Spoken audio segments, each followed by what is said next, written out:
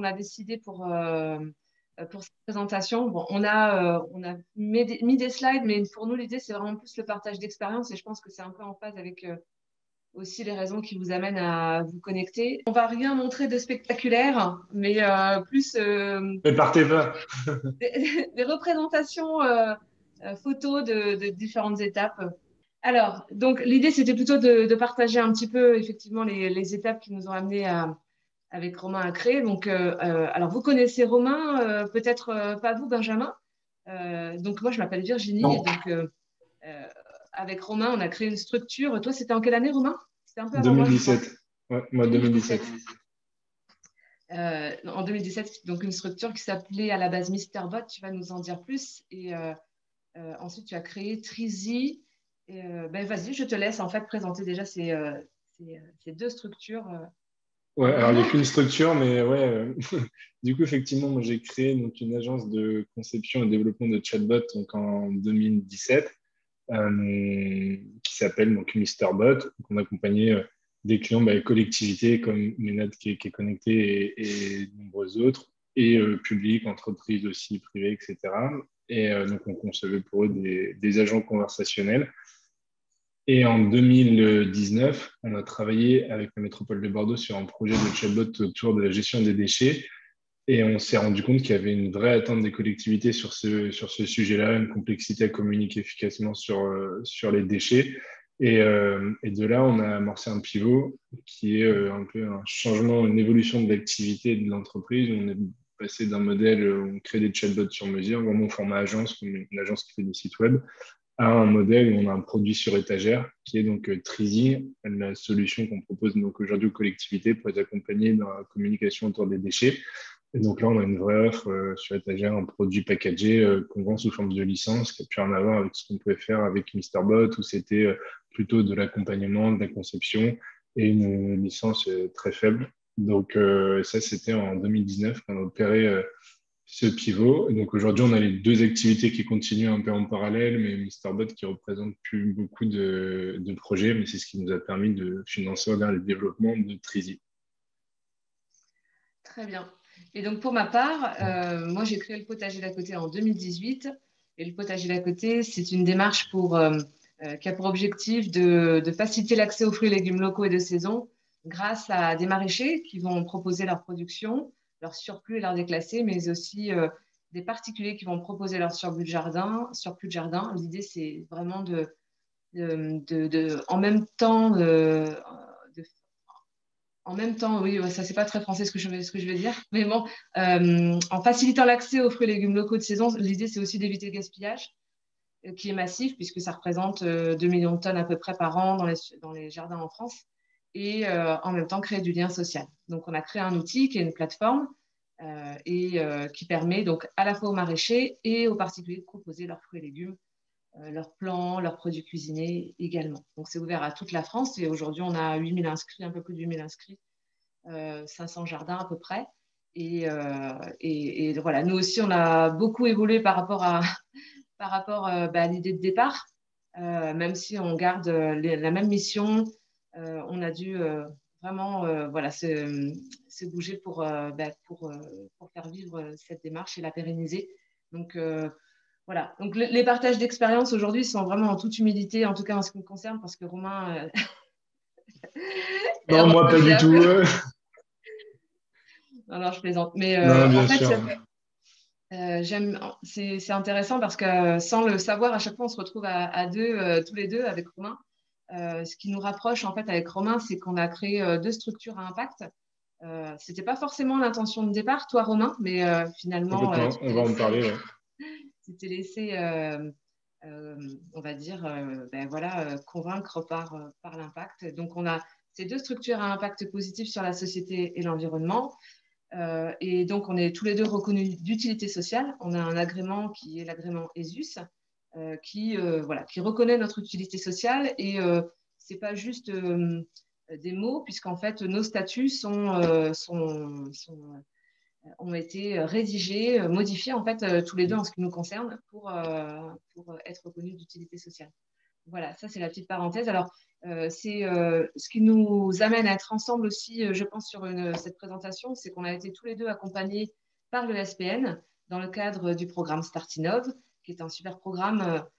On en parlera peut-être un petit peu plus tard. Le fait d'être accompagné dans le cadre de la création d'un projet, c'est ultra important. Et donc voilà, on s'est connus avec Romain à travers ce programme-là. C'était un programme, c'est un programme que vous avez refait cette année, Rita? Oui, on l'a refait début 2020, effectivement. Voilà. Et l'idée de ce programme, c'est. 21, pardon. Oula, le temps. Il me semble bien que vous l'aviez relancé en 2021. Ouais, en 2021, pardon. L'idée de ce programme, c'est d'accélérer le lancement et le développement selon l'état de maturité des projets qui ont quand même une notion, qui intègrent une notion numérique. Voilà, hein, c'est bien ça. Tout à fait. Un petit peu innovant. Ok, donc bon, moi ce que je souhaitais faire en commençant cette présentation, c'était de redire que pour entreprendre, c'est important de se poser, il est important de se poser des questions sur les motivations pour entreprendre. Ce qui est intéressant aussi avec le fait d'être avec Romain sur cette présentation, c'est qu'on a des parcours complètement différents. Des histoires complètement différentes et même si on a deux entreprises à impact. Donc, c'est important de redire en fait quel a été notre processus. Toi, Romain, comment ça s'est passé pour toi, même si je le sais un petit peu? Ouais, bah moi complètement. Moi j'étais salarié d'EDF au moment où j'ai créé donc Mister Bot. Comme quoi un grand groupe peut aussi être un tremplin pour l'entrepreneuriat.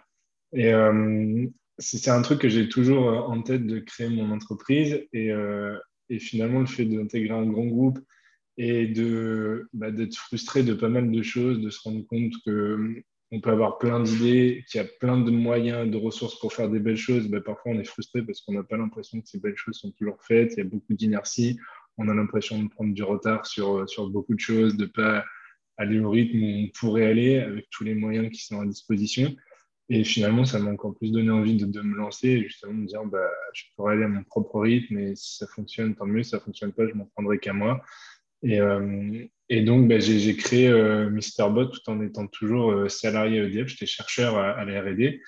Et donc j'ai créé en mai la société et j'ai quitté EDF en décembre. Donc, pendant un peu plus de 6 mois, j'avais double vie, ou plutôt, j'avais pas du tout de vie, je devrais dire.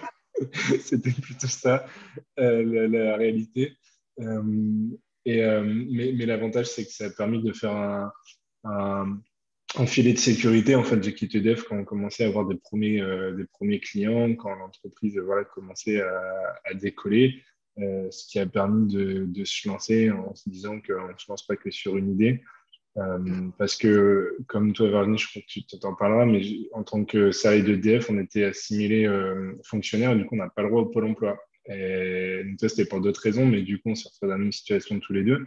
Donc, en sachant que Pôle emploi, c'est le premier financeur des entrepreneurs, quoi. Et là, on n'y a pas le droit, donc ça veut dire qu'il faut avoir un plan B ou un plan C. Et quand on n'a pas une richesse de côté, il faut pouvoir soit se payer rapidement, soit avoir une solution de repli.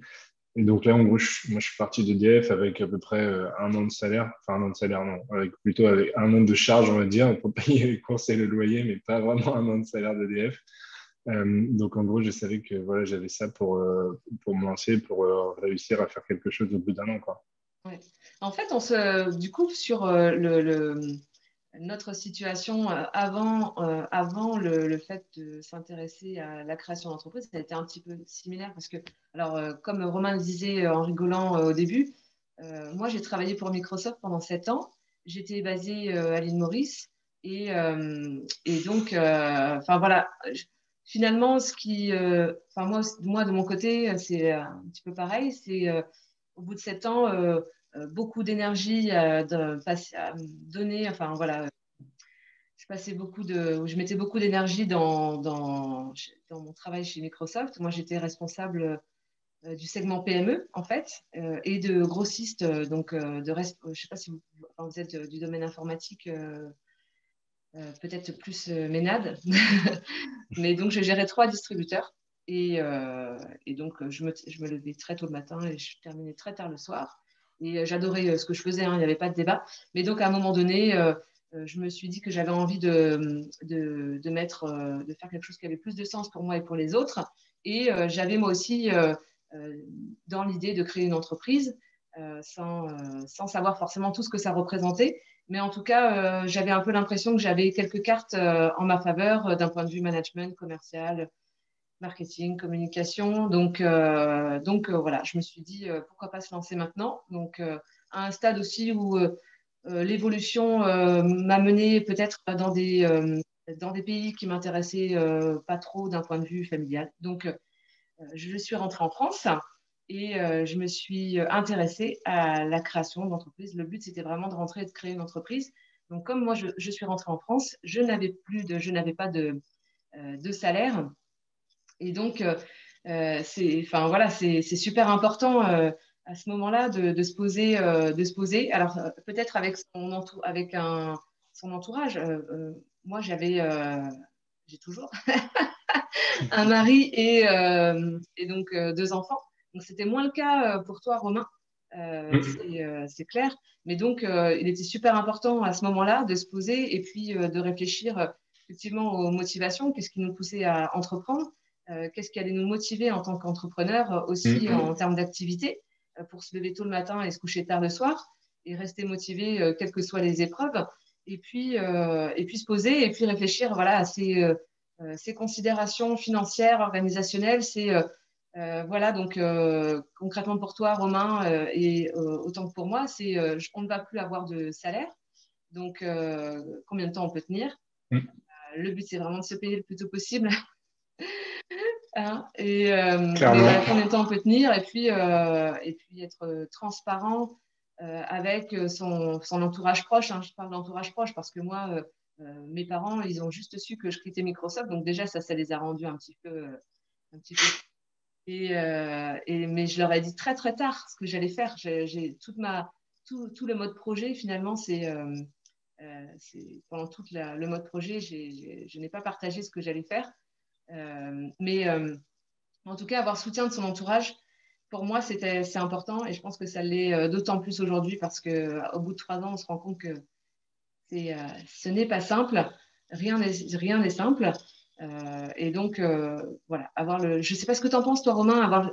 Toi, tu étais dans une situation où une situation familiale pas trop compliquée, mais je ne sais pas, comment ça s'est passé de ton côté? Ouais, moi j'avais juste une chérie, donc c'est déjà plus simple, j'ai pas d'enfant à gérer. Je pense que c'est en termes d'organisation, c'est beaucoup plus compliqué, effectivement.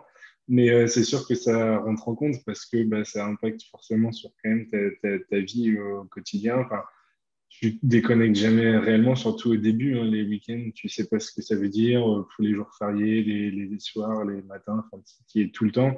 Et c'est ça qui t'occupe un peu l'esprit et ton énergie et ton temps. Donc forcément, si c'est un truc que tu dois discuter avec ceux qui partagent ta vie parce que ils font partie de l'aventure malgré eux aussi. Donc ça, ouais, c'est clair que c'est hyper important. Et je pense qu'au-delà de ça, une question à se poser, et je me rends compte maintenant parce que je vois des entrepreneurs qui sont dans ce cas, c'est de se dire pourquoi on le fait vraiment. Est-ce que vraiment on crée son entreprise avec une vraie volonté de créer de la valeur, créer de l'emploi, pouvoir en vivre et avoir de l'ambition? Est-ce qu'on crée son entreprise parce que c'est classe de dire j'ai créé ma boîte et en fait on a juste 24 mois de Pôle emploi et on se dit plutôt que de chercher un travail, je vais faire ça, ça va être cool sur le CV. Auquel cas on va pas du tout se donner les moyens de le faire et ça va être j'ai fait ce truc mais finalement ça m'a occupé même moins que si j'avais un job. Et ça c'est quand même important d'être honnête avec soi et se poser ces questions et se dire est-ce que je le fais vraiment pour aller au bout et pour se donner les moyens de le faire ou est-ce que je le fais juste comme ça voir ce que ça donne, et ça peut être cool. Et du coup, forcément, derrière, l'impact sur la vie, sur les proches, sur tout ce qu'on peut y mettre sera absolument pas le même, mais le succès sera pas forcément au rendez-vous non plus, quoi. Ouais, complètement. Subir et entreprendre parce qu'on n'a rien d'autre à faire, je Mais pense que j'en connais, j'en vois passer, c'est pour ça, ça me fait penser à ça. Et tu sais que voilà, dans quelques temps, tu n'entendras plus parler d'eux et que voilà. Et par contre, eux, c'est entrepreneur à la cool, quoi. Mais tu sais que derrière, ça va pas aller au bout, mais on en voit, quoi. Ouais. Donc voilà, Ouais. j'aime bien cette photo là, un peu de la maison isolée parce que, Au début, alors voilà, nous dans nos deux cas, on était seuls au départ.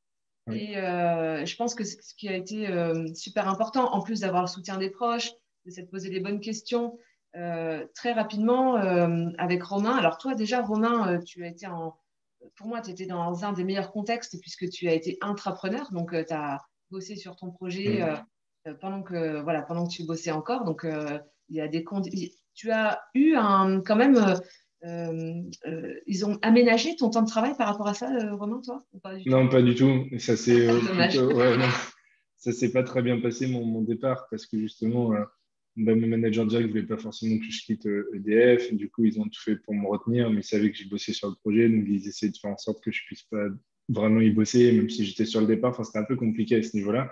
Mais c'est vrai qu'il y a eu une phase où j'étais vraiment entrepreneur parce que c'est des sujets qui recoupaient avec l'activité que je pouvais avoir avec EDF. Et du coup, EDF réfléchissait à comment ils pouvaient m'accompagner et peut-être faire quelque chose en interne. Donc, il y a eu toutes ces questions d'entrepreneuriat, mais je défrichais vraiment le sujet pour EDF.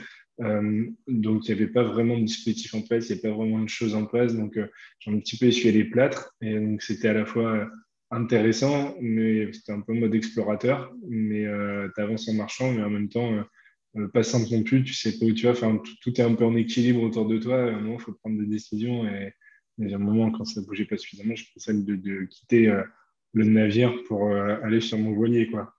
Ouais.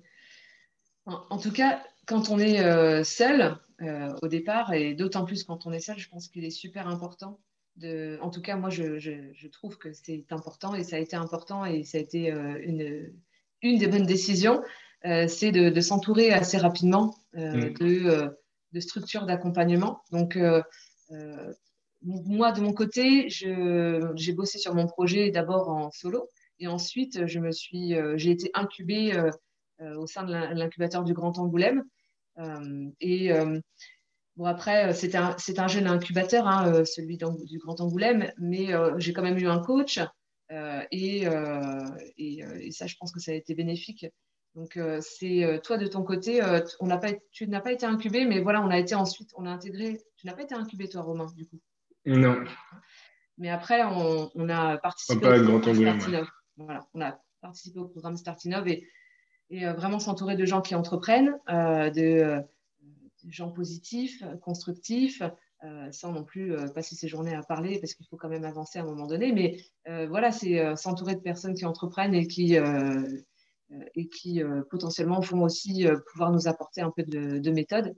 Moi, je trouve que ça, c'est bénéfique et surtout ne pas rester seul parce que ça, c'est, je pense, une des meilleures façons d'échouer, même si voilà, ça ne garantit pas la réussite, hein, mais voilà, pour moi, en tout cas, je trouve que c'était important. Mm.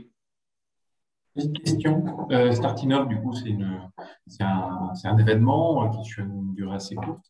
Et est-ce que ça a permis aussi d'avoir une émulation avec les autres participants? Est-ce que ça vous a aidé? Alors, complètement. Alors, le Ah bah Startinov, oui. c'est pas un événement court, hein, ça a Donc, quand même duré pas 6 mois. toujours en retard. Non, non, ça a Moi, duré, nous, en ce qui nous concerne, ça a duré 6 mois.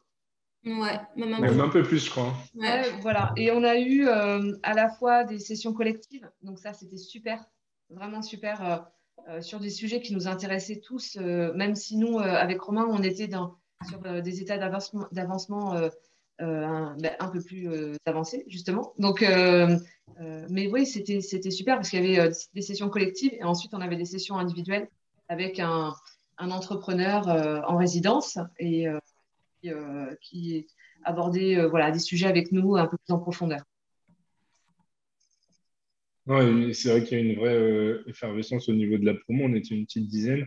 Aujourd'hui, on a gardé contact avec Virginie. On s'est rencontrés là depuis. Mais on est en contact super souvent. On fait pas mal de choses ensemble.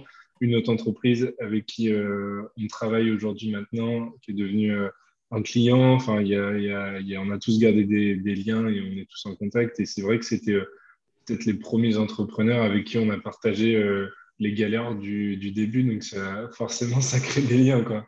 Oui, complètement, ça Bien. crée des liens. Très bien. Je n'étais pas forcément connaissant exactement du programme de Startinov. Merci. Non, non. Et puis ensuite, on avait aussi des compétences alors malgré nous, hein, et puis malgré vous peut-être aussi, Rita, on avait des compétences complètement différentes. Et donc, on n'était pas dans un programme, on n'avait pas que des geeks dans le programme, mais on avait des personnes techniques, des personnes, je pense à Hichem qui était sur qui était sur la RGPD. Moi, je ne sais pas trop, mais peut-être plus sur la partie gestion de projet et communication. On avait tous des compétences et des C'est parcours assez différents. complémentaire finalement. Ouais, on s'est aidés entre nous, du coup. Ouais. À vous apporter mutuellement, ouais. Ouais. Et voilà, aujourd'hui, si je sais que si j'ai des questions à poser sur la sur des questions sur la RGPD, je vais aller voir Hichem. Je sais que si c'est sur des robots conversationnels, je vais aller voir Romain. Enfin voilà, on a gardé le contact et on sait on s'entraide et il y a quelque chose de très fort. Et on sait aussi qu'on peut être transparent les uns envers les autres. Parce que selon à qui on parle, voilà. Il y a ce qu'on dit à tout le monde et il y a ce qu'on dit. Donc voilà, on est vraiment, je pense, plus des amis qui entreprennent que des entrepreneurs finalement entre nous. Donc, alors juste pour continuer sur cette partie-là, j'ai commencé à parler de la gestion de projet. Pour moi, ça a été, je pense que c'est quelque chose de super important. Je ne sais pas comment ça s'est passé pour toi, Romain. Moi, j'ai vraiment, je me suis vraiment mise des objectifs. Je pense que c'est super important de bien savoir quelles sont les étapes qui vont nous amener à la création, puisque là, on parle vraiment de l'idée au projet. C'est le sujet, c'est quelles sont les étapes. Et je pense qu'il est vraiment important de se mettre en mode projet, se fixer des objectifs et d'être un peu comme un sportif ici, parce que voilà, si on se dit j'ai 24 mois pour entreprendre ou 18 mois, peut-être le temps du pôle emploi, hop, il va falloir que je branche. Donc, je vais te laisser la parole, Romain. Ouais, pas de souci. Dis-nous comment ça s'est passé pour toi. Ouais. Et, oui, pour moi, je pense que c'est super important. Et je vois aussi des personnes qui entreprennent autour de moi. Et on sent bien que demain, je vais le faire. Ou voilà, ce mode projet est super important. Ouais, je pense que c'est primordial de s'en définir des objectifs, même si on sait qu'on ne va a priori pas les atteindre, que ça va changer, mais pour se forcer à aller de l'avant et justement à avancer sur les choses. On a 1 milliard de trucs à faire et l'important, c'est de prioriser et de savoir où on va et pourquoi on les fait et de déprioriser les choses pas importantes. Et, mais par contre, ouais, on va toujours dans une direction où on sent que c'est là qu'on doit aller parce que c'est ce qu'on a envie de faire. Et après, il se passe plein de choses et ça nous saisir les opportunités pour construire l'entreprise qui nous ressemble et qu'on a envie de construire. Mais ce qui est super étonnant au début, et c'est ça qui fait tout le charme de notre métier, c'est qu'en fait, on ne sait pas où on va et on construit notre chemin en avançant. Et on se définit des objectifs à court terme, des fois à moyen terme, voire à long terme. Bon, bah, dans 6 mois, il va se passer des choses qu'on n'est absolument pas capable d'identifier aujourd'hui, et c'est ça qui est chouette. Mais du coup, même si on ne va pas exactement dans la direction qu'on avait définie quelques mois avant, l'important, c'est d'avancer, de savoir quand même pourquoi on va dans cette direction, est-ce que ça nous apporte, ce que ça apporte au projet en termes de croissance, de développement, et qu'on s'y retrouve par rapport aussi à la raison d'être et pourquoi on est là, quoi. Mais en tout cas, oui, c'est important d'avoir cette rigueur, surtout quand on est tout seul au début, parce que on doit se motiver tout seul, sinon personne ne le fera pour nous. C'est notre entreprise, on n'a pas un chef et qu'on doit rendre des comptes, et si on ne se rend pas des comptes à soi-même, on peut très facilement procrastiner et puis se retrouver à la fin des 12 ou 24 mois et on n'a plus de ressources, et puis c'est la fin de l'aventure. Alors qu'on aurait pu aller plus loin si si on s'était mieux organisé, si on avait priorisé des tâches plus importantes au début, même si c'est celles qu'on n'a pas envie de faire, celles sur lesquelles on n'est pas à l'aise, on n'a pas les compétences, mais on apprend, on fait des erreurs, et plus tôt on fait des erreurs, peut-être moins elles seront graves, et plus vite on va apprendre et on ne les refera pas. Donc, il ne faut pas avoir peur de se lancer non plus dans des choses qui sont inconnues. Mais c'est pour ça que c'est aussi super important de se faire accompagner. Tu en parlais juste avant, Virginie. Ça, surtout au début, de se faire accompagner par la Technopole où on se trouve ou par différents réseaux. Il existe beaucoup de dispositifs pour accompagner les entrepreneurs du tout début ou après au lancement ou à la croissance, aux phases de changement d'échelle, etc. Mais c'est quand Notamment même pour les ouais, personnes qui n'ont justement pas cette méthode. c'est ça. Parce que, tu vois, moi, chez Microsoft, je faisais des BP tous les ans avec les distributeurs. Donc, je savais à quoi ressemblait un BP. Mais après, je m'étais aussi beaucoup documentée en ligne et voilà, je savais où je devais aller. Donc, après, pour les personnes qui ne sont pas sûres, c'est d'autant plus important de se faire accompagner voilà, par un incubateur, intégrer un programme d'émergence. Il y a plein de programmes qui existent en France. On a vraiment cette chance-là. Il y a énormément de choses qui sont faites pour les personnes qui veulent entreprendre. Donc, aller voir les gens, aller voir les structures et les gens pour se faire accompagner, c'est primordial, surtout si on n'a pas la méthode et qu'on est un petit peu en stress, un petit peu angoissé par rapport au fait de toucher, de suivre les bonnes étapes. Donc, Ouais. voilà. Mais c'est vrai qu'il y en a vraiment beaucoup et du coup, ça peut être un risque parce qu'il faut choisir les bonnes structures. Il peut y en avoir tellement et on peut vite s'éparpiller. Enfin, l'idée, c'est de trouver une structure qui, par rapport à son état de maturité, ça correspond. Et puis, il existe pas mal maintenant d'incubateurs un peu thématiques. Nous, on est par exemple, donc on est accompagné comme Virginie par la Technopole le Récatec du Grand Angoulême. On est aussi accompagné à Darwin, à Bordeaux, par un incubateur qui s'appelle Le Campement, qui est l'incubateur des solutions durables de la ville et métropole de Bordeaux. Donc, ça a du sens par rapport à notre projet Trizy. Voilà, spécialisé dans les solutions durables. Et pareil, on est accompagné par le dispositif Paris Co, qui est l'incubateur de la ville et de métropole de Paris, dans la verticale ville durable. Donc, c'est pareil, on essaye d'aller là où ça a du sens et ça puisse vraiment nous apporter, quoi. Mais ça, après, on ne le sait pas forcément au départ. Au départ, on Non, peut être dans une structure plutôt générique. générique. Et dès qu'on peut voilà, se spécialiser, soit par rapport à un programme numérique, par rapport à son métier ou sa cible. Et ça, c'est très, très pertinent.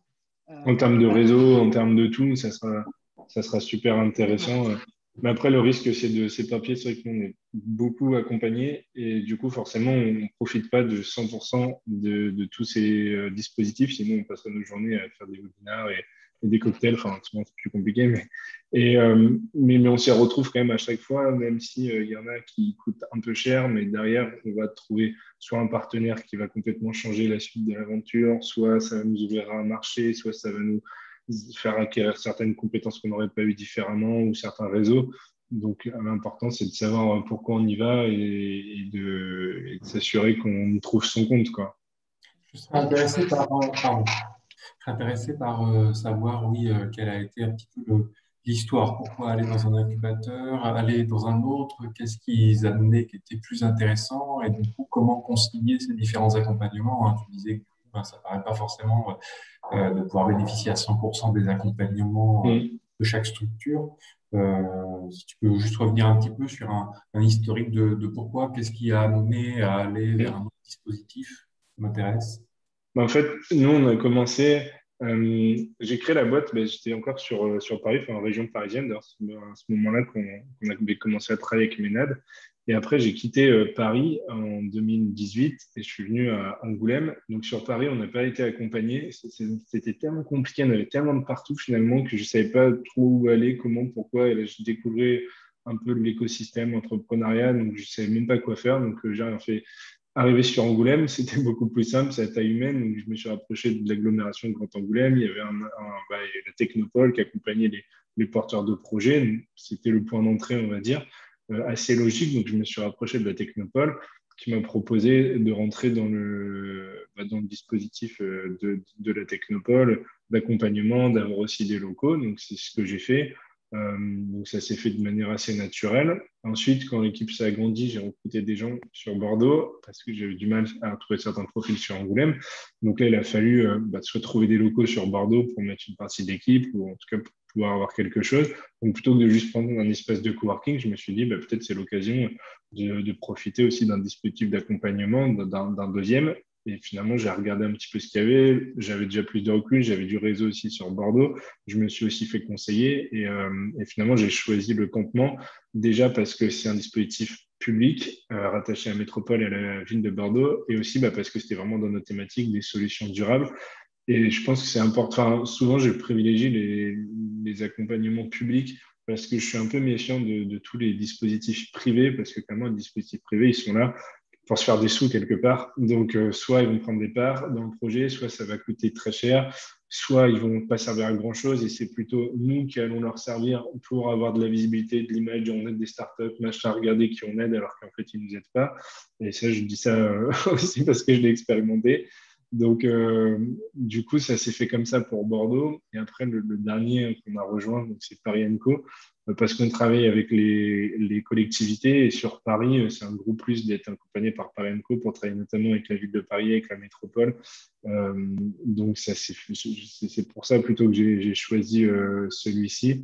Et puis, bah, le dispositif derrière, il est assez énorme, quoi. Il y a des centaines de startups, il y a vraiment beaucoup, beaucoup de choses. Et en termes de réseau, c'est dingue aussi ce qui s'y passe, donc, et de visibilité. Enfin, donc, c'est pour ça que j'ai choisi celui-ci. Et ça commence à faire pas mal de dispositifs, quoi. Mais ils sont vraiment complémentaires. Et c'est vrai qu'il y a plein de choses qui se recoupent, quoi. Accompagnement pour de la levée de fonds, bon, bah, ça, tout le monde le fait, ce truc classique de dispositif de start-up. Bon, bah, je ne vais pas faire tous les trucs de levée de fonds partout, sinon je passe ma journée juste pour savoir comment lever des fonds, quoi. Donc après, bah, je vais piocher en fonction de quand ça tombe, du timing. Mais c'est sûr qu'on y perd quelque part parce qu'on paye entre guillemets ces dispositifs et on n'en profite pas à 100%, mais derrière, nous apporte chacun des choses différentes. Donc, je pense qu'on se retrouve quand même, quoi. Il faut vraiment que ça apporte quelque chose les accompagnements peuvent être aussi différents en fonction des étapes et de son avancement. Parce que, Clairement.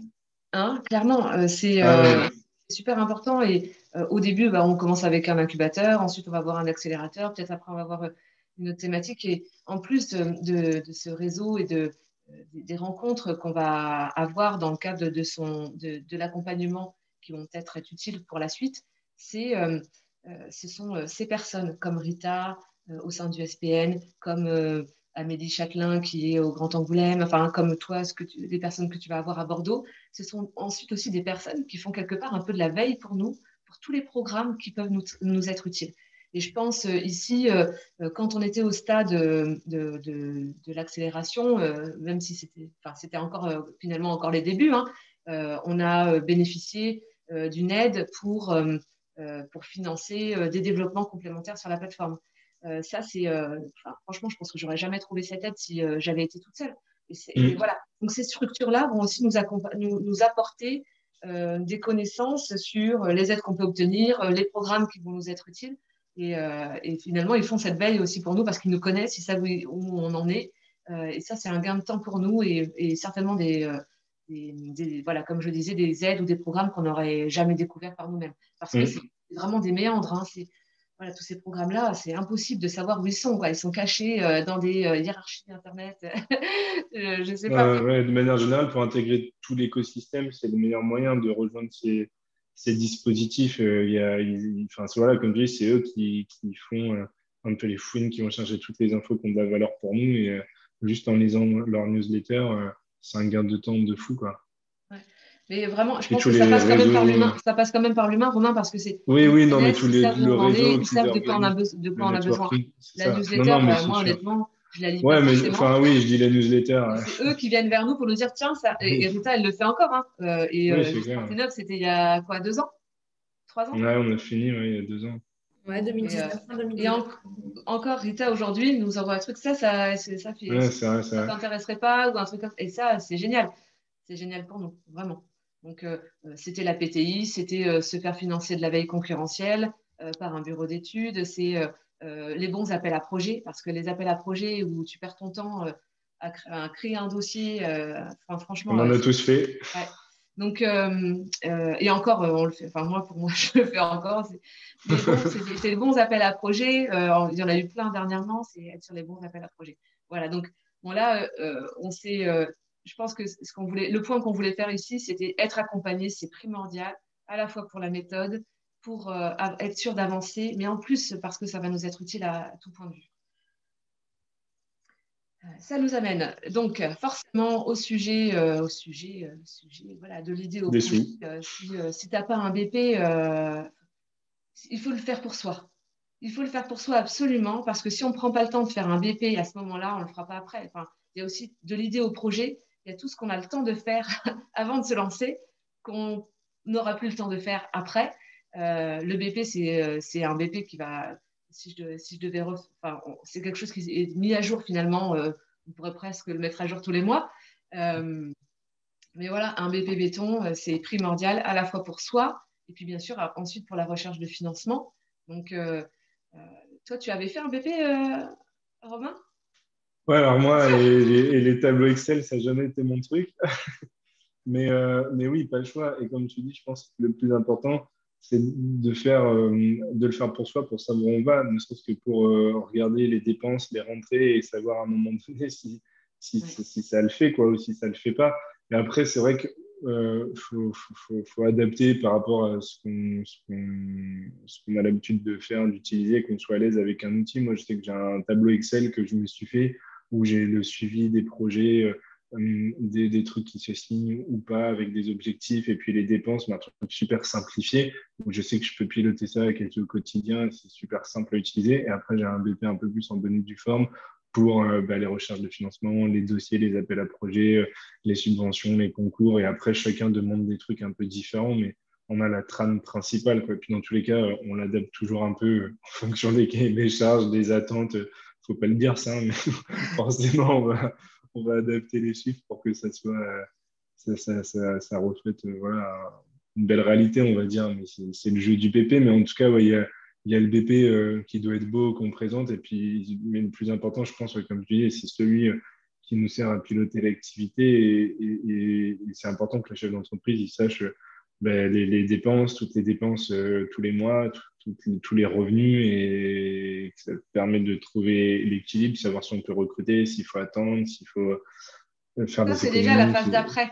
Pour moi, le BP ici, à la phase d'émergence, c'est euh, d'abord, Ouais, est-ce bah, qu'on répond vérifier à que une ton idée elle puisse problématique? être viable, quoi. Est-ce qu'on Je veux répond dire, à une non, problématique? mais Pour c'est moi, ça, sûr. c'est primordial. Est-ce qu'on répond à une problématique?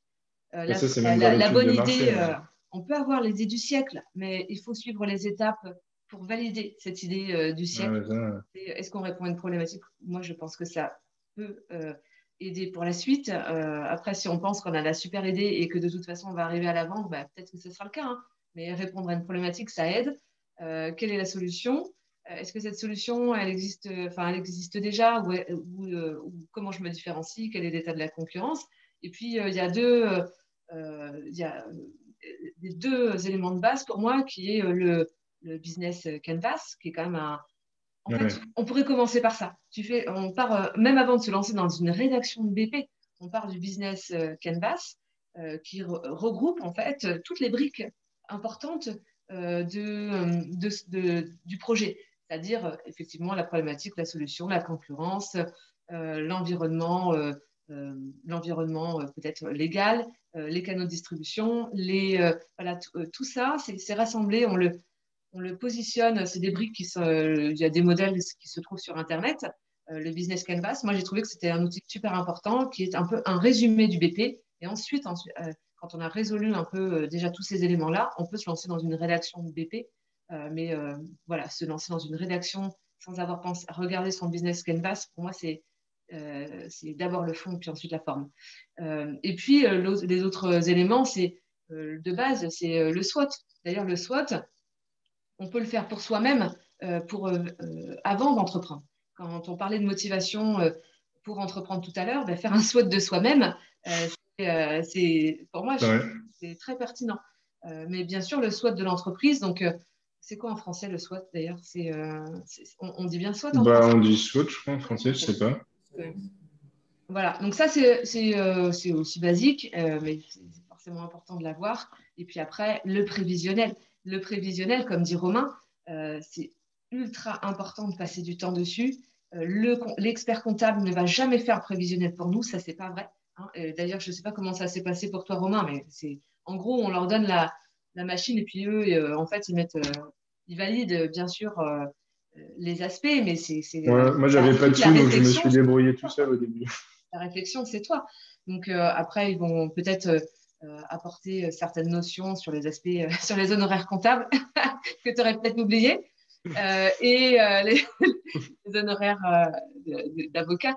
Non, mais c'est important d'avoir ensuite un prévisionnel validé par l'expert comptable, puisque ça apporte de la crédibilité.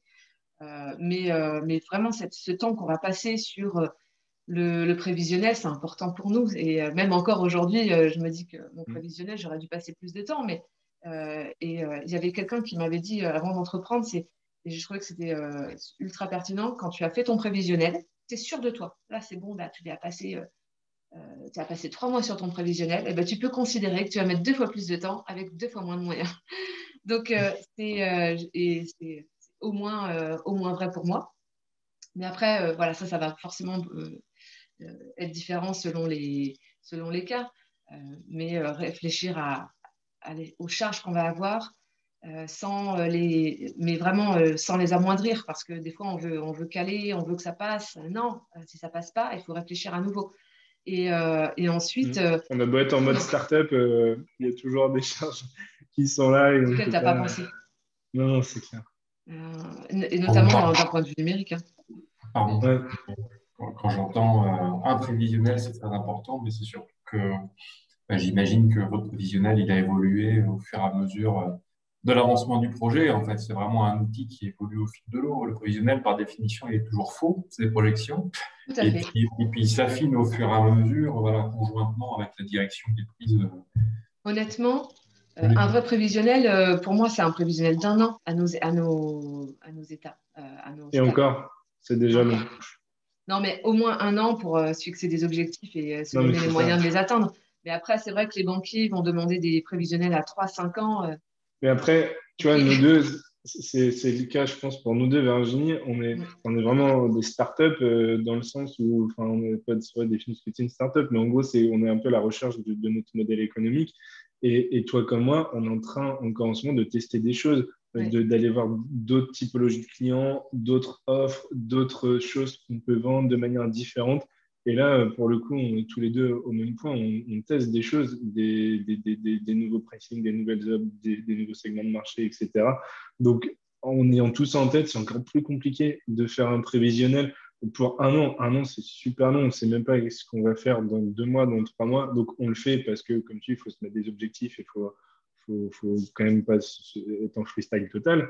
Mais, et puis, ça nous oblige à poser une stratégie, à prendre du recul pendant qu'on rédige du coup ce prévisionnel. Mais entre nous, clairement, il est faux, quoi. Alors, en tout cas, la réflexion… Pardon, Benjamin ? Pardon, c'est vraiment un outil de projection, au même titre qu'un planning, au même titre c'est ça. Que les objectifs qui sont mesurés et mesurés dans le temps. Et c'est vraiment ça le but. C'est pour ça qu'il faut en faire un effectivement le plus tôt possible. Voilà, dès qu'on commence à avoir des petits éléments, ne serait-ce que pour préparer le porteur de projet à avoir cette vision justement un petit peu à long terme, ça va servir de guide. Et puis ça changera, ça évoluera, mais comme le projet, comme beaucoup de choses quand on démarre et qu'on cherche un petit peu effectivement ce modèle. Après, le prévisionnel, c'est comme on disait, c'est important au moins de partir avec une façon de générer du revenu, parce que c'est primordial. C'est de quelle façon on génère du revenu, quels sont les clients. Moi, j'aime bien le modèle Microsoft qui consiste à utiliser ce qu'on appelle le RFY, Reach Frequency Yield. C'est valable pour tous les business, quels qu'ils soient. C'est le reach, c'est combien de clients. Frequency, c'est la fréquence, combien de fois ils achètent. Et le yield, c'est le panier moyen. Une multiplication de ces 3 éléments fait un chiffre d'affaires. Donc, c'est super basique, mais je trouve que c'est super pour travailler son premier prévisionnel. Et puis surtout, voilà, on part avec une projection peut-être déjà même au sein du prévisionnel avoir une option B et C. Enfin, c'est déjà à ce stade-là avoir peut-être plusieurs sources de revenus. D'ailleurs, ça rassure aussi les banquiers d'avoir plusieurs sources de revenus, de ne pas compter que sur une. Alors, ça peut être des cibles différentes, ça peut être des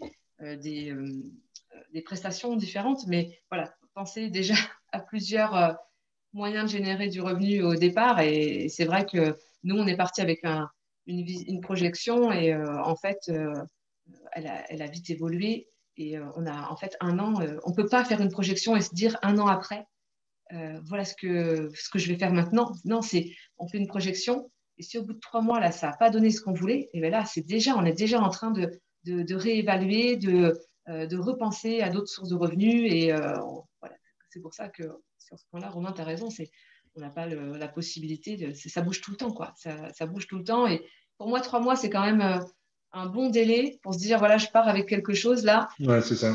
Si ça n'a rien donné Permet en de 3 valider mois. des hypothèses, ouais, c'est ça, de se dire, bon, bah, c'est en 3 mois, effectivement. En 3 mois, si ça n'a pas donné, si ça n'a rien donné, là, il faut se reposer des questions et changer sa stratégie, changer en tout cas son mode d'action, peut-être pas sa stratégie directe, mais au moins changer son mode d'action. Parce qu'en fait, il y a un truc qui est, on va dire, implacable, c'est qu'au bout d'un an, il y a la clôture d'exercice. Et là, ben voilà, c'est la photo finale. On écoute pas ça. Charge, revenu.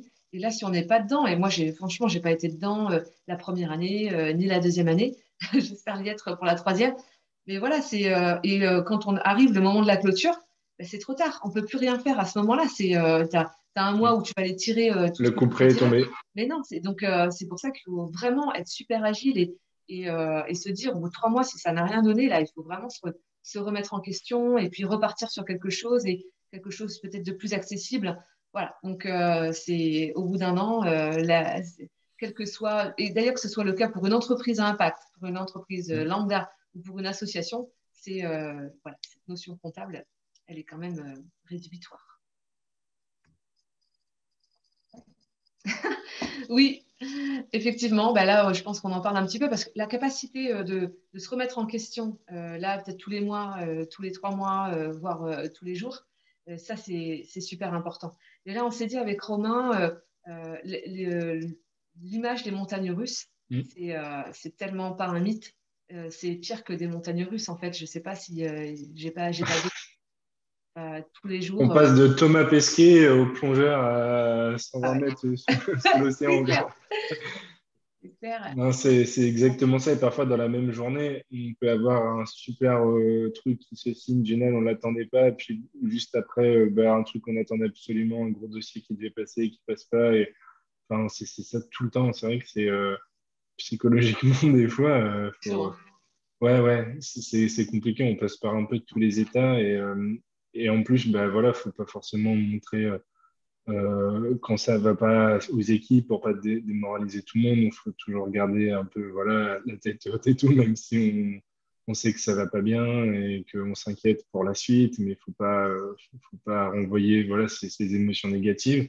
Donc on garde pour soi, mais ça c'est un vrai exercice et on se rend pas compte au début et finalement on le vit, mais c'est tout le temps. Et ça, je pense que peu importe, ça soit au tout début, comme au bout de 5 ans, 10 ans, je pense que c'est toujours ça. Il y a toujours des surprises, des bonnes ou des mauvaises. Et plus on est développé, bah, plus les surprises elles peuvent être grosses et avoir un impact énorme. Donc, ça, il faut aussi être préparé. Et clairement, là, c'est pas un mythe. On se dit oui, mais enfin, non, en fait, vraiment, on se peut prendre pleine face quasi toutes les semaines. Et voilà, on va voir qu'un concurrent, il arrive exactement sur notre marché avec l'idée qu'on a depuis 3 mois, depuis 6 mois, qu'on n'avait pas eu les moyens de développer. Et là, il vient d'annoncer qu'il l'a lancé. Et enfin, ça fout le moral à zéro pendant 15 jours. Et on se dit, mais du coup, je vais faire quoi? Comment? C'est les nombres ou une facture improbable qui tombe, une relance de l'URSSAF, de je sais pas quoi, et qui nous met dans le rouge et qu'on ne s'attendait pas du tout. Enfin, c'est pour tout et Alors, en fait, n'importe quoi. c'est à la fois des hauts et des bas. En fait, c'est ça. vraiment ça. Mais c'est les bas qui minent le plus, quoi. Les hauts, Voilà, forcément, c'est plus facile à encaisser. Ça, un client qui signe un truc que ne s'attendait pas du tout et c'est le prix qu'on a gagné, un truc improbable. Mais ça c'est facile à gérer, ça. Mais le plus dur, c'est vrai, c'est les bas qui sont. Ouais, ça, c'est le plus dur. Mais après, Mais c'est vrai qu'il y a des hauts aussi. Heureusement, je pense que c'est montagne russe. C'est pas juste on est tout le temps sous terre. c'est qu'on les digère vachement plus vite. On les digère vachement plus vite. Moi, j'ai une personne qui me dit bah, le potager d'à côté, c'est nul à chier en commentaire sur Facebook. Là, je suis partie pour la journée. Ça va travailler, quoi. Donc voilà. On s'est dit avec Romain là qu'on allait repenser pour aujourd'hui aux 3 pires moments, aux 3 pires déceptions et aux 3 meilleurs moments parce que c'est aussi, regarde, je suis sûre pour toi Romain qu'il a été plus facile de penser aux 3 pires moments ou aux 3 plus grandes déceptions. Tu t'en souviens plus, c'est important de se les dire ces bons moments. Ouais, c'est clair. Alors c'était lesquels pour toi les plus grosses déceptions?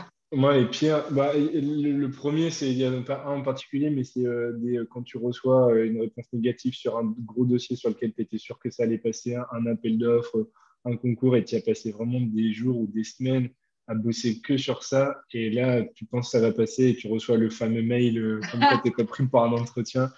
Et Nous ça, avons bien pris en compte malgré la qualité de, votre voilà, projet, sans- malgré la qualité de votre dossier. ça te mine Nous un avons peu, décidé surtout de ne quand pas donner suite. tu t'étais vraiment interrogé, est-ce que vraiment je fais le truc ou pas? Tu sais que c'était quand même un investissement de temps. Ouais. Tu as bossé avec d'autres personnes de l'équipe sur le truc, tout le monde y croit, tu les as motivés et finalement ça passe pas. Ça, c'est vraiment une grosse frustration. Et après, deux exemples d'autres moments, ça, très précis, ce qui étaient les deux, je pense, plus compliqués à vivre. Et les deux, ils sont liés à l'humain. Je pense que c'est ça, les pires moments en tout cas, que j'ai vécu, c'était vraiment quand c'est lié à l'humain, à des salariés. Le premier, c'était il y a 2 ans maintenant, un peu moins de 2 ans, quand mon CTO, mon directeur technique, m'a annoncé qu'il quittait la boîte. Et on était en plein pivot entre MrBot et Trizy. Et il y avait plein de projets, des gros trucs qui étaient en train d'arriver. Et en fait, je devais lui annoncer qu'il était salarié en CDI, parce qu'il était Presta. Et il m'annonce ce jour-là que du coup, il quitte la boîte à la fin du mois. Et j'avais pas de plan B, j'avais absolument rien. Et là, on va dire, typiquement, voilà, là, c'est montagne russe. Là, on est au 12e sous-sol et on sait pas comment on va faire. Enfin, j'ai pensé à fermer, hein, là, clairement. J'ai dit, enfin, je me voyais pas tout remonter tout seul et tout. J'avais fait une fois tout seul. Je dis, maintenant, je faisais un peu moins de technique, je développais moins. Je dis, c'est pas possible que je reprenne tout. Et là, on en revient à ce qu'on disait au début, comme quoi l'importance du réseau. Et finalement, j'ai trouvé quelqu'un dans un des incubateurs via Eureka-Tech, la Technopole. Voilà, j'ai retrouvé quelqu'un comme ça qui a pris le relais et ça s'est hyper bien passé. Depuis, il est toujours là. Et au final, voilà, on a su rebondir, mais sur le moment, c'est clairement le pire truc que j'ai vécu depuis le début de l'aventure. Donc voilà la fin du truc. On se dit là, j'ai pas l'énergie de tout refaire en repartant en limite de zéro. Et la deuxième chose, c'était plus récent, c'était il y a quelques mois, j'ai dû annoncer à un salarié pas que je le virais, mais pas loin, c'est que je validais pas une période d'essai. Parce que c'était pas bien passé. Et du coup, enfin, c'est super compliqué à faire parce qu'il n'y avait pas de souci humain, ça se passait très bien humainement, il était hyper intégré dans l'équipe, ça se passait bien, mais c'était vraiment un problème de compétence, quoi. C'était un développeur, voilà, le travail était pas forcément là, la motivation n'était pas forcément là.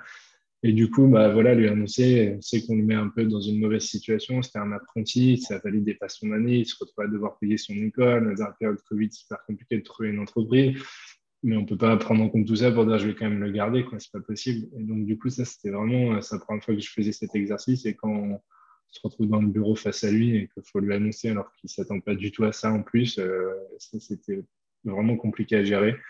Donc, ouais, ces deux moments-là. Pas simple, mais ça fait partie des choses qu'on doit assumer. Et heureusement que à côté, il y a les bonnes choses qui compensent et qui font qu'on continue quoi, dans l'aventure. Question Et par toi, rapport à ça. c'était. Ouais. Pardon. Question par rapport à ça. Est-ce que dans tous les accompagnements, vous êtes passé par deux incubateurs, un troisième, pareil. Est-ce qu'à un moment, vous avez été alerté? Est-ce que vous avez eu des formations, même génériques, mais sur la RH, en fait, sur le management des ressources humaines, par rapport à ça? Parce qu'à partir du moment, enfin, c'est ce que je suis en train de regarder de mon côté, mais à partir du moment où on est susceptible de faire une embauche, quelle qu'elle soit, ça nécessite d'avoir un petit peu de base de formation, en tout cas pour pouvoir diagnostiquer, alerter et voilà, se préparer à anticiper d'éventuelles problématiques. Alors, il y a des choses, c'est vrai, moi, j'ai pas forcément suivi de choses particulières parce qu'on a toujours plus important à faire, mieux à faire. Donc, mais c'est rare. Mais c'est vrai que je vois passer des fois des webinaires sur ce sujet, des formations, des accompagnements, mais c'est clairement pas la majorité. Mais notamment à Paris Co, j'ai en tête des fois ouais, des formations sur ces sujets, mais j'en ai pas forcément suivi. Mais oui, ça existe, ça fait partie des sujets qui sont hyper importants, effectivement, pour le dirigeant, hein, quand on recrute, rien que le recrutement, et puis après, le management, le fait de garder la motivation des équipes. Enfin, quelque part, les équipes, surtout les premiers salariés, ils sont aussi dans l'aventure entrepreneuriale, hein. Clairement, ils partagent l'aventure avec nous. Ils font, enfin, ceux qui font vivre le projet aussi, quoi. Donc, c'est important aussi, tout ça. Mais c'est vrai que là, enfin, pour ma part, je ne sais pas toi, Virginie, mais j'ai vraiment appris. mais je C'est continue sur le tas. d'apprendre Sur sur le le tas. tas, ouais, clairement, ouais, Alors, sur ces en termes de sujets-là. management, moins, mais par rapport à l'embauche, on est complètement seul là-dessus. Les recrutements, ce genre de choses. Ouais. Je me Ça, rappelle, ça ma s'apprend sur première. le tas, mais c'est vrai que c'est crucial quand c'est une toute petite équipe, qu'il y a un porteur qui est tout seul ou parfois en binôme. Mais, euh, mais ça me paraît assez crucial, en tout cas, d'être alerté et pouvoir être un petit peu accompagné aussi, en tout cas, avoir des gens vers qui on peut se référer et qui peuvent aiguiller ou aider à détecter Ouais. ou se former juste sur la gestion. Donc, je crois que c'est Et le après, plus. c'est vraiment, moi, ce que j'ai trouvé le plus dur, c'est pas tant le management, c'est toutes les notions juridiques, légales, comptables. Moi, je me rappelle, la Voilà. première personne que j'ai eue, je l'ai eue en TZ. Donc, j'ai fait les démarches moi-même sur Internet. Et donc, ça générait en fait des feuilles de paye automatiquement. Mais franchement, j'étais complètement seule quoi, là-dessus. Et puis, à qui s'adresser autour l'expert comptable, du coup, ça ne l'intéressait pas trop puisqu'il ne bossait pas dessus. Et donc, ouais, ça, je trouve ça compliqué.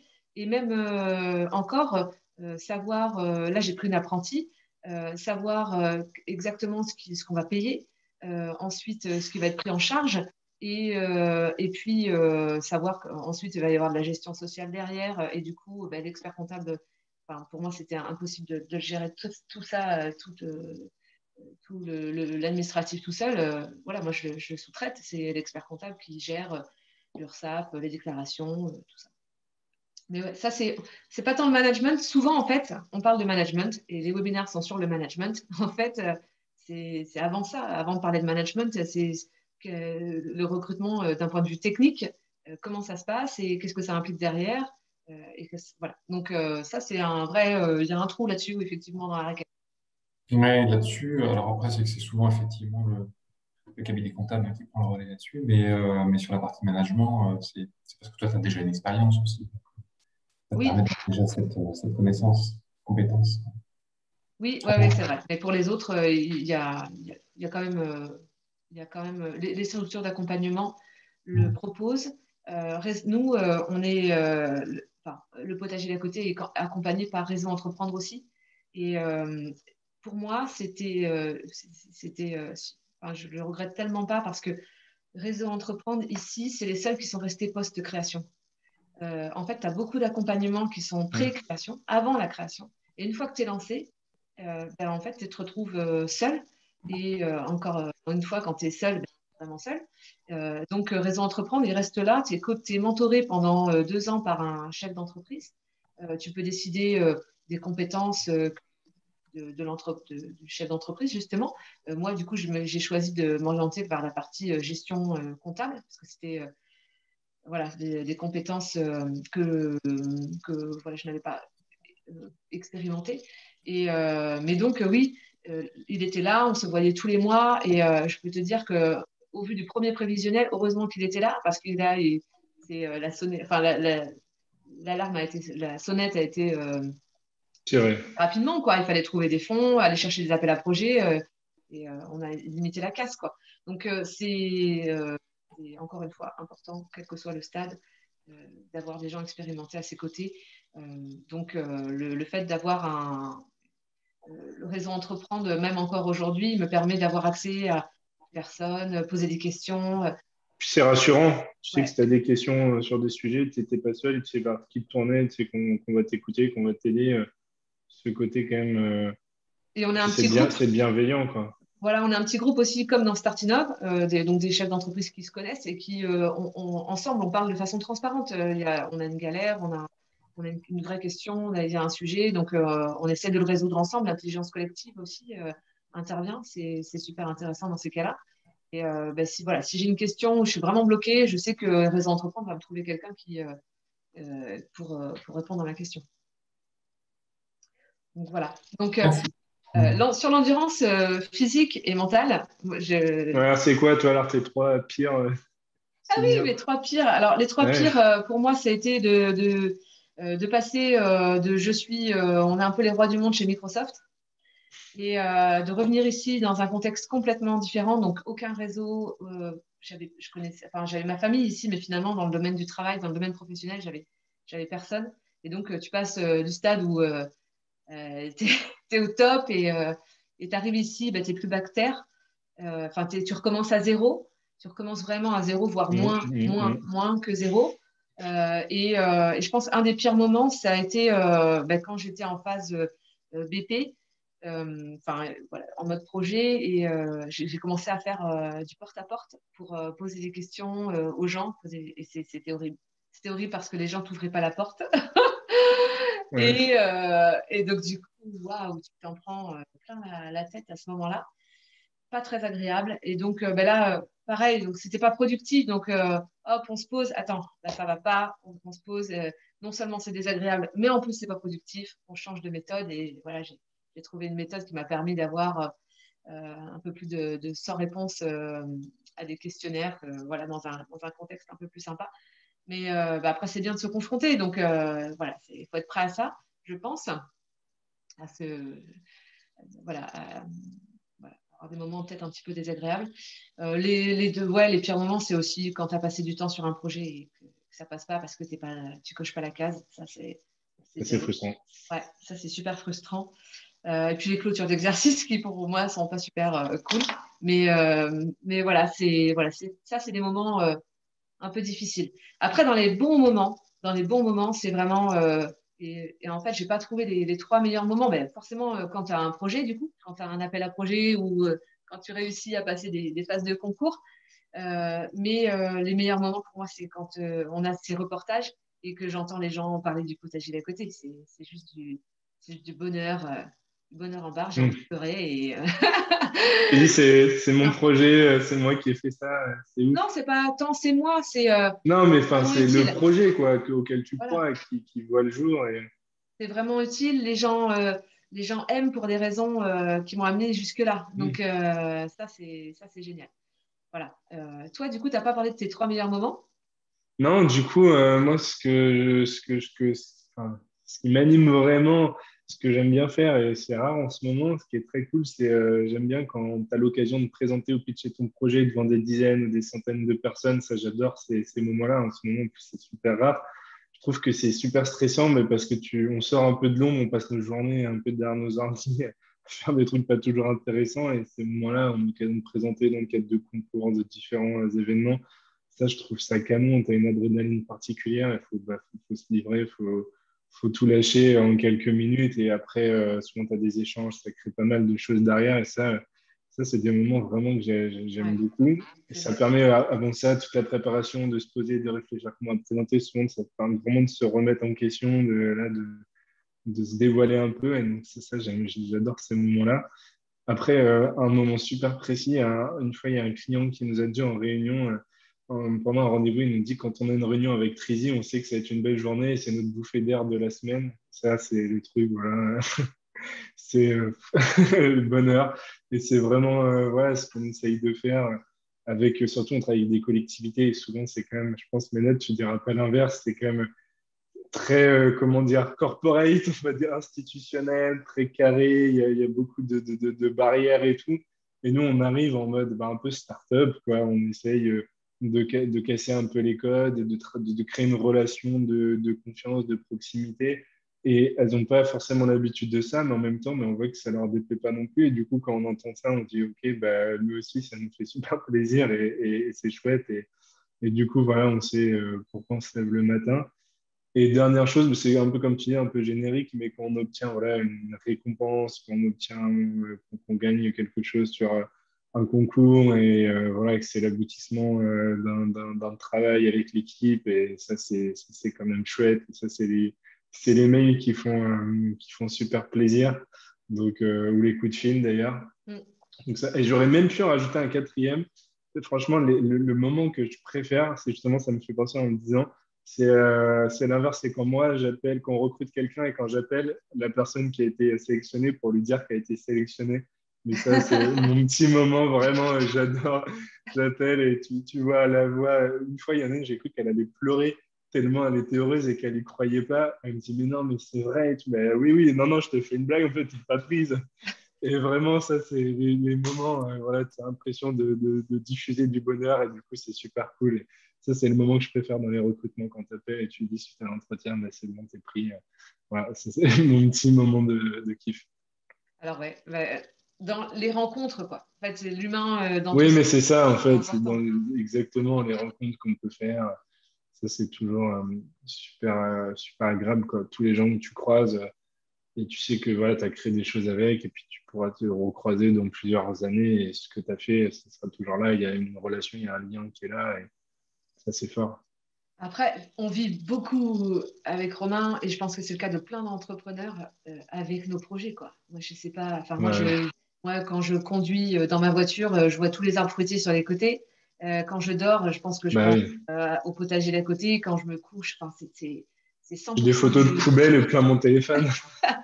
c'est 100% du temps. Ben voilà, notre galerie d'images, à mon Non, avis, mais est très c'est clair. Ah oui, représentative. complètement. Et c'est super important d'avoir des exutoires et d'avoir des gens qui nous permettent de sortir de ça. C'est certainement un peu basique aussi, mais moi, je fais du sport à côté. Je fais du rugby et là, on a recommencé les entraînements hier. Mais c'était trop bien, quoi. Donc, toi, Romain, je ne sais pas si tu as un exutoire, toi, par rapport à ça. Moi, je cours depuis pas longtemps, C'est vrai? et ouais, ça me fait Oh, grave du bien. Ouais, ça fait un peu moins d'un an. Et du coup, ouais, j'avais déjà essayé, mais j'ai fait 15 jours et j'avais arrêté. Et là, ça fait presque un an et je m'y tiens vraiment. Et du coup, c'est cool, 1 ou 2 fois par semaine. Et c'est ouais. vrai que ça défoule vraiment. C'est les moments où tu penses à rien, où tu te vides la tête. Et ça, c'est très cool. Voilà. Alors, moi, le fait d'être en groupe avec d'autres personnes qui vont me parler d'autres choses, ouais, c'est vraiment Ouais, cool. Donc voilà, je pense que ça, c'est important. Ça aide à rester la tête comment dire, de ne pas devenir complètement fou. c'est important, accessoirement. Je m'excuse, mais je vais devoir vous quitter, moi. Oui, moi, je pense de toute façon qu'on était arrivé à On la fin. est sur la fin. Ouais. D'accord, très bien. Bah, merci pour vos témoignages et puis bah, je vous souhaite une bonne continuation dans vos projets respectifs. Merci beaucoup. De Merci, Benjamin. Merci, Bonne au revoir. journée. À bientôt. Au revoir. Salut. toute façon, on arrive à la Sur la fin. dernière slide. Ce qui est important, là, on arrive vers la dernière brique qui est, j'ai pas voulu mettre de tranchée, je trouve que c'était peut-être un petit peu trop brutal. Mais les financements, forcément, c'est ce qui va faire qu'on va lancer un projet ou pas, hein. Donc, si on a bien bossé en amont, qu'on a peut-être suivi avec beaucoup d'humilité là, les petits conseils qu'on a prodigués, ben voilà, la partie financement elle va bien se passer. Elle va très bien se passer. Si on a un BP en béton, qu'on connaît, qu'on n'a pas pipoté, ça va très bien se passer. Donc, c'est vrai que, enfin, moi, pour ma part, les financements, en plus avec un projet qui est le potager d'à côté, on n'a eu aucun souci pour obtenir nos financements. Donc, on a été toqué à toutes les portes, les banquiers forcément. Moi, j'avais été rencontrer 6 banques, on avait eu 5 accords sur 6. Le réseau Entreprendre, ensuite il y avait les Cigales, le club d'épargnants solidaires, Initiative Charente. Et puis je crois que c'est tout. Mais en fait, ça s'est bien passé. Parce que si on bosse comme il faut avant, il n'y a pas de raison que ça ne se passe pas bien. Et puis en plus, comme on vit, voilà, notre projet un peu sort de tous les pores de notre peau, il n'y a pas de raison que ça se passe mal. Voilà. Je ne sais pas ce que tu en penses, toi, Romain. Ouais, complètement. Mais moi, c'était un peu en 2 phases avec MrBot. Pour le coup, on était assez peu éligible au financement de start-up parce qu'on était une agence, comme une agence de site web, donc pas vraiment considérée, entre guillemets, comme une start-up avec un modèle scalable, etc. Par contre, du moment où on a amorcé le pivot de MrBot vers Trizy, là, il y a beaucoup de financements qui se sont ouverts. On a une subvention de la région Nouvelle-Aquitaine, on a eu un prêt d'honneur, on a eu voilà, différentes autres subventions. Il y a aussi la BPI, voilà, on discute. Il y a pas mal d'acteurs du coup qui sont, comme tu disais, Virginie, prêts à nous aider. Et si on fait les choses bien, il y a quand même beaucoup de dispositifs qui existent et qui sont là en France. Et c'est quand même très cool. Et d'ailleurs, c'est aussi important d'être accompagné par différents dispositifs parce que ça permet de nous faire découvrir ce qui existe et de gagner du temps, ne serait-ce que dans le montage des dossiers. Surtout quand on est en province, c'est vrai que les jurys, c'est souvent les mêmes personnes qu'on voit, donc c'est aussi voilà, un bon moyen de savoir à quoi s'attendre, de s'y préparer. Donc, ça, faut foncer. Mais c'est vrai qu'il faut garder en tête que le meilleur financement, ça reste les clients. Hein. Et il faut faire attention à ne pas se disperser et du coup passer tout son temps à monter des dossiers de subventions, d'aides, etc. Et finalement, en oublier qu'à côté, on est en train de monter un business et puis l'idée, c'est pas de vivre avec des subventions toute sa vie. Donc, il faut arriver à faire les deux en parallèle et utiliser après les sous à bon escient pour que ça aide réellement à se développer Après, et que ça apporte, quoi. avant le projet, tu n'as pas forcément les fonds. Enfin, tu n'as pas forcément les premiers clients. Donc, pour Oui, moi, c'est ça. Bah, la après, ça recherche de dépend. financement, C'est elle est ça. plus. Ça dépend quand on a besoin en Voilà, tu as un fonction des prévisionnel projets. avant le lancement et Oui, tu vas chercher les fonds dont tu as besoin pour vraiment lancer. oui, c'est ça. Si tu as Et c'est vrai, besoin ce de que tu dis, fonds c'est au tout début. une fois que c'est lancé, tu continues en fait des recherches de fonds. Ah oui, oui, Et là, complet. il faut bien cibler parce que sinon tu perds ton temps et ton énergie. Puis il faut quand même aller chercher le revenu par soi-même derrière. Donc voilà, c'est un équilibre. Il y a la recherche de financement avant la création pour vraiment permettre le lancement du projet. Et puis ensuite, quand tu as lancé, ben, tu vas quand même continuer à chercher des fonds parce que Oui, prendre tout ce qui est à prendre, quoi. Faut prendre tout ce ouais, qui est. c'est clair. Donc voilà. Bon, après, ça, c'est en fait la conclusion un petit peu ici. C'est pour moi, en tout cas, c'est quand tu as fait tout ça, quand tu as obtenu tes financements, que tu as créé, t'as ton numéro SIRET, tu as ton numéro de compte. Mais en fait, tu as l'impression que c'est, voilà, ça y est, c'est l'aboutissement. Et en fait, non, c'est que le début. C'est le début C'est des que le emmerdes. début, c'est que le début. Mais après, voilà, je pense, vraiment voir les étapes les unes après les autres. Là, quand tu as créé et que tu as mis en place ce qu'il fallait pour pouvoir créer, ben, tu passes à une autre étape. Et là, c'est vraiment le début, en fait. C'est vraiment le début, ouais, je trouve. Donc, le parcours du combattant est un petit peu sans fin. Je pense que ça serait illusoire, ça serait un mensonge De de dire que dire tout se ça. passe toujours bien. Ben non, ouais. Il faut vraiment être prêt à ça. Et Et c'est pour ça que sinon, moi, mais c'est ça qui fait le charme aussi. Hein. Si la bataille était pas rude, les victoires seraient moins chouettes, quoi. Donc à chaque fois, voilà, qu'il se passe quelque chose de positif, ben, on sait qu'on en a bavé pour en arriver là, on sait que c'est beaucoup de sacrifices, on sait que c'est beaucoup d'efforts, et c'est pour ça qu'on profite encore plus quand les choses se passent comme prévu, ou parfois même mieux que prévu, ou donc on a des belles surprises qui tombent un peu du ciel. Enfin, c'est rarement du ciel, c'est parce qu'on a provoqué soit la chance ou avec tout l'effort qu'on a pu y mettre, quoi. C'est ça qu'on va chercher, c'est ça qui fait que on est un peu maso parce que finalement on continue dans cette aventure alors que ça serait tellement plus simple d'envoyer un CV et puis reprendre un CDI à côté, quoi. Mais c'est pas la simplicité qu'on cherche. non, ben, parce que voilà, on avait vraiment envie de créer une entreprise et qu'on a trouvé des projets qui nous motivent et qui nous permettent de nous dépasser. Et c'est vrai que là, dans C'est ça. l'entourage, dans les créateurs, je rencontre parfois finalement des personnes qui s'arrêtent avant de passer la marche, en fait. Et Mm. peut-être qu'ils ont bien fait de ne pas y aller parce que C'était pas s'ils ne fait le font pour eux. pas, si voilà, c'est que alors parfois c'est des considérations financières et ça c'est vrai que c'est un petit peu dommage. C'est-à-dire des gens qui ont trop de contraintes et pas assez de rentrée d'argent pour être serein dans cette aventure. Ça, c'est un petit peu dommage. Mais par contre, voilà, se poser toutes ces questions-là, c'est important parce que voilà, de ne pas se lancer sans savoir ce que ça représente. Et par contre, si malgré tout, on y va, voilà, c'est plutôt positif, je pense. Et il faut des gens un petit peu fous, je pense, pour faire avancer l'écosystème.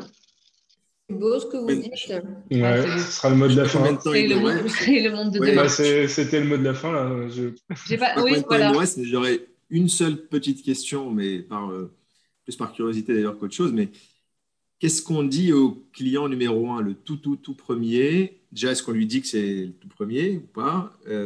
Et qu'est-ce qu'on lui dit, le cas échéant, pour le conquérir, vu que c'est lui finalement qui va ouvrir le bal? Ah, Bah, je peux répondre, ou si je veux me vas-y, lancer. Corentin. Moi, j'ai eu deux fois, on va dire, des clients numéro un, à la fois pour MrBot et pour Trizy. Et les deux fois, ouais, j'étais complètement transparent.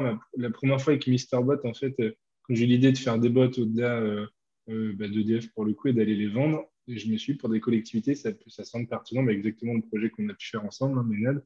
Et du coup, je suis allé voir deux villes à côté de chez moi dans le 91. J'ai réussi à prendre des rendez-vous avec du responsable com, notamment, et j'ai monté un petit proto. Et je leur ai dit vraiment en toute transparence la vérité. Je leur ai dit aujourd'hui, je travaille chez EDF, j'ai telle idée, tel projet, ça me semble intéressant. Voilà, qu'est-ce que vous en pensez? Et j'ai fait une démo, j'ai dit, voilà, je sais pas, dites-moi, je vous vends rien, je veux avoir un retour. Et finalement, c'était pour moi pas vraiment des premiers clients, c'était juste pour un retour. Et finalement, les deux, ils m'ont demandé un devis.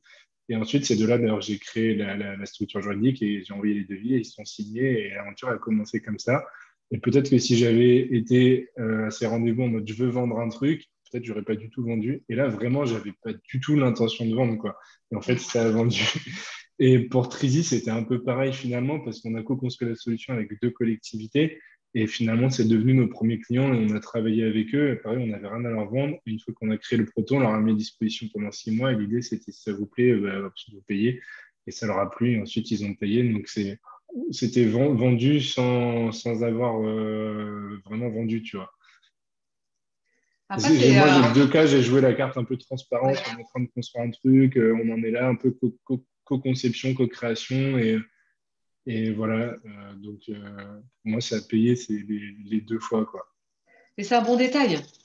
Est-ce que le premier client, c'est celui qui paye ou c'est celui qui adopte? C'est un Ouais, détail intéressant. parce que toi, du coup, t'es plutôt en B2C, donc Ben, moi, j'ai pas eu plutôt. de. Enfin voilà, tous mes premiers clients sont les premiers clients qui ont essayé et qui ont acheté en ligne en fait. Donc Ouais. mais, Et voilà. le premier client que tu as eu que tu connaissais pas, c'était pas un copain ou la famille ou quoi, que tu as vu qui s'est créé un compte et qu'il a acheté un truc. tu- Oui, ben ça, ouais, c'est vrai que je m'en rappelle pas. Mais par contre, on n'est pas comme, enfin voilà, comme Airbnb ou comme des plateformes qui ont des millions de clients. Donc il y a vraiment des clients que je ne connais pas, mais dont je vois les noms. Je sais que Tu eux connais le nom, tu sais. achètent souvent. Je sais que eux, voilà, ah tiens, il revient. Donc ça, c'est C'est trop possible drôle. que sur des plateformes qui sont encore à Ouais. petite échelle, quoi. Plutôt. Si les boss de Airbnb ils connaissent ton nom, c'est vraiment que tu dois beaucoup voyager, quoi. Donc voilà, nous, on reste à l'échelle humaine, hein, Ouais. complètement. Donc, donc voilà, donc les premiers clients, ceux qui ont essayé, qui sont revenus, ça c'est pour moi c'est important, c'est ce qui fait que bah, le potager à côté va continuer de vivre ou pas. C'est est-ce que les gens aiment et est-ce que les gens continuent de venir et d'utiliser. Donc un client pour moi c'est pas en fait c'est pas une fin en soi, c'est la personne qui vient, qui aime, qui revient, qui recommande. Euh, ça c'est un client. Enfin, un client, j'aime pas trop parler de client moi. Je suis dans le monde de Mais oui-oui, bon, c'est pour ça que ouais, c'est ça. c'est Il mon en faut, problème. hein. Ouais. Donc, voici la fin de ce webinaire.